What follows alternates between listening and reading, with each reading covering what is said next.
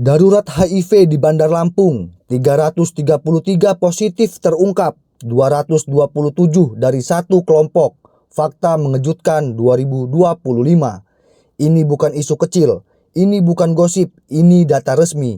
Tahun 2025, sebanyak 333 warga dinyatakan positif HIV di Bandar Lampung.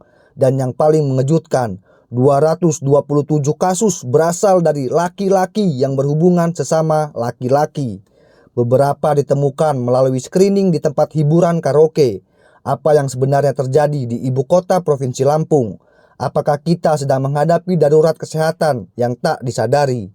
Pada Jumat 20 Februari 2026, Kepala Dinas Kesehatan Bandar Lampung, Muhtadi Temenggung, mengungkapkan fakta yang membuat publik terdiam. Data 2025 menunjukkan lonjakan kasus, tapi tunggu dulu. Di balik angka 333 itu, ada operasi screening besar-besaran. Target awal hanya 3.000 orang, namun yang diperiksa justru lebih dari 35.000 warga.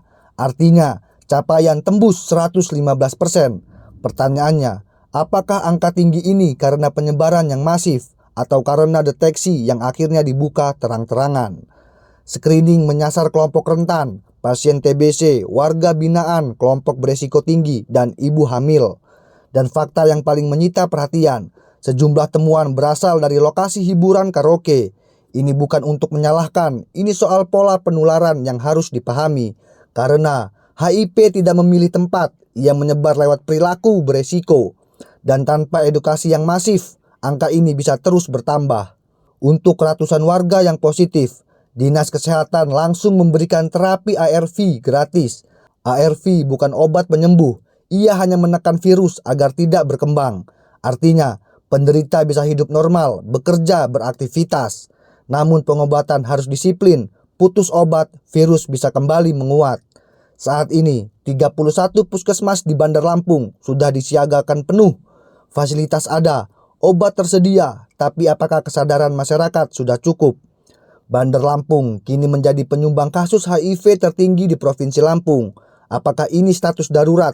Atau justru bukti bahwa pemerintah mulai berani membuka data yang selama ini tersembunyi? Yang jelas, 333 bukan angka kecil. Jika satu orang bisa menularkan ke satu orang lagi, maka dalam beberapa tahun angka ini bisa berlipat. Ini bukan soal moral, ini soal kesehatan publik. Dan jika edukasi kalah cepat dari penyebaran, kita bisa menghadapi gelombang yang lebih besar. HIV bukan kutukan, bukan aib, bukan akhir hidup, tapi diam menjadi awal bencana. Bandar Lampung sedang berada di persimpangan, mau menutup mata atau berani menghadapi kenyataan. Karena yang paling berbahaya bukan virusnya, tapi rasa aman yang palsu.